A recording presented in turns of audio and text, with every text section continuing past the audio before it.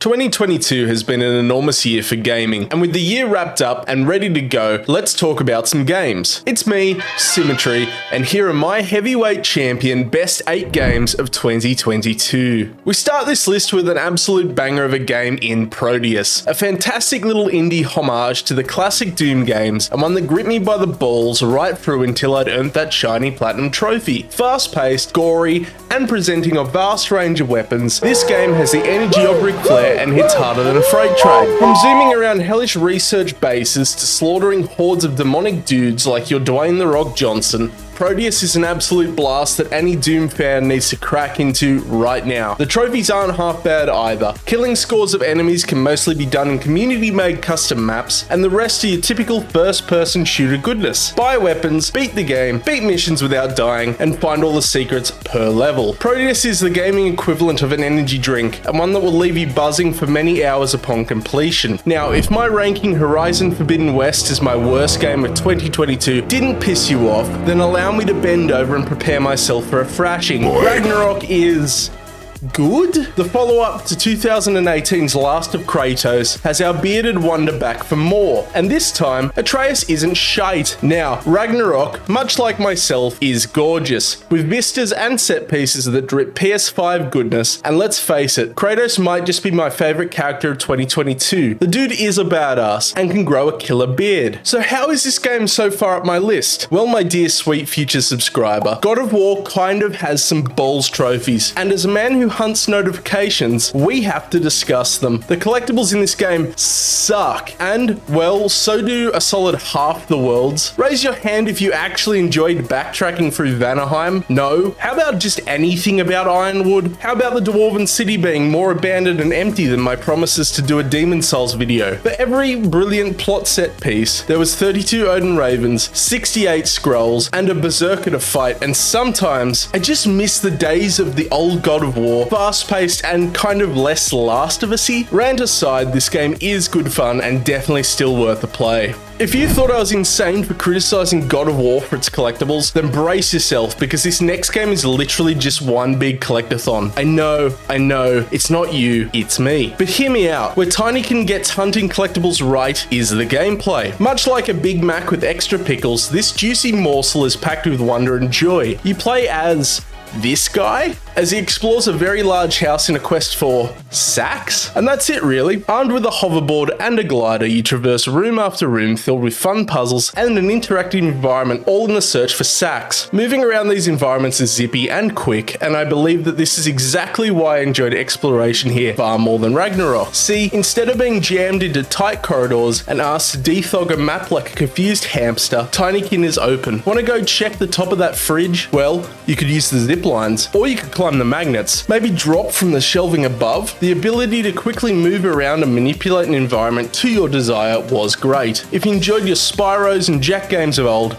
give this one a try. Cross the film Blades of Glory with Kill Bill, and you have Rollerdrome, a fast-paced slaughterfest. Rollerdrome takes place in the not-too-distant future where murder games entertain the masses. You know, because hockey just wasn't hardcore enough, and we're tasked with disposing of any grunt silly enough to enter the arena and look damn good whilst doing it. 2022 has been a monster year for indie games, and Rollerdrome paves the way with electric gameplay and a banging good soundtrack. Seriously, who doesn't love sniping a guy, then following up with a backflip for style points? This is the kind of game you'll pick up for a minute and suddenly it's 4 AM and you've evolved into Tony Hawk. If you enjoy arcadey third-person shooters or the skateboarding games that dominated the PS2 era, then do yourself a favor and subscribe to this play Rollerdrome. What do you get when you cross cutesy woodland animals with demonic worship? Cult of the Lamb is a settlement builder roguelike hybrid where you star as Shaun the Sheep, who's been tasked by a trapped otherworldly god to release them from confinement, slaughter some lesser gods, and build up a cult. Sounds like a typical Tuesday. Funny enough, this description also sums up the gameplay loop, with you delving into the 4 dungeons for supplies to build up and develop your cult of cute animals. After slaughtering your way through a dungeon, it's base building time. Tend to your cultist needs by cleaning their poop, feeding them poop, or building amenities to poop in. Yeah, this game has a thing for poop. Sick of a cult member? Give them the old tentacle treatment. I truly enjoy the gameplay loop here, with dungeons having enough variety to remain enjoyable deep into my multiple runs. Each dungeon starts with a random weapon weapon, which all feel different enough to keep me entertained. Funny enough, I'm not someone who typically gets much of a kick out of roguelikes, but Bambi Sacrifice of 5000 here was great. 10 out of 10, would poop again. Tunic is the Dark Souls game of being described as being like a Dark Souls game. Much like a fresh, crisp glass of milk on a warm summer's evening, Tunic hits all the right spots. Exploration, check. Fast fluid combat, check. A fox, check. This game has you traversing a vast and ridiculously intricate world while defeating several bosses and upgrading gear. Collectibles are also done brilliantly here, with each providing a page to decipher about the world and lore within. Tunic harkens back to the days of having absolutely no clue what to do or where to go in video games, and this is a game that is 100% best to go into fully blind. My summary of Tunic has been brief, but that's because it's an absolute must play. Enough said. Found in Metroidvanias, how about isometric hack and slash games? Tunic provides both in spades. At number 2, we have Sifu, a game that asks the age-old question of how many ways a man's elbow can twist when you bash him with a broom. I adore this game, and yes, I know I don't have the plot, your boy is slacking. Sifu is nothing short of fantastic, with the game balancing demand of player skill and mindless fun as well. You play as this dude, as he martial arts the absolute bollocks off everyone in his path in a quest for revenge. And this is where Sifu really strives. You delve into several very unique locales, face off against waves of different enemies, from the big boys who'll bear hug you into oblivion, to the fast bastards who will counter your every move. Combat truly does demand you to be flexible and adapt on the fly. Hurl a chair, beat down with a bottle, or just use your body as a weapon. You must do what you must do to avoid death. But why is death so important? Well, upon each death, your age increases up until you hit the 70s, whereupon you'll hit a game over, and you'll be dying,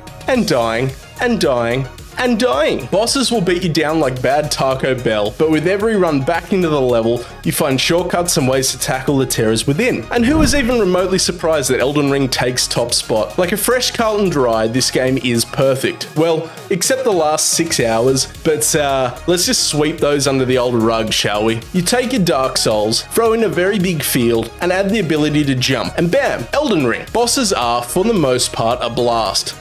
You haunt my dreams. Build variety is crazy good, and the PvP exists, maybe? This is also the game that blessed us with Potman. Elden Ring's open world breaks a nasty trend. Too many games in recent years have filled an open world with dozens of hours worth of pointless filler or bloat. Looking at you, Assassin's Creed and Lego. However, Elden Ring is crafted to respect the player's time. If you don't want to do side content, you don't have to. However, delving into the lore and being a part of one of the early Elden Ring lore videos alongside Missing Collectible, who at this point should just sponsor me for how often I talk about them, was an absolute joy. With piecing together lore well before Vardy Video could be used as a source was fantastic, and a memory I will treasure well after the Elder Scrolls Online Platinum has ripped away my soul. And this has been my best 8 games of 2022. Why not let me know your own list in the comments below? I dare you. I double dare you. Or maybe check out my worst games of the year right here. I guarantee my top spot will either fill you with joy or pure infernal rage. This has been Symmetry, and I will see you in 2023.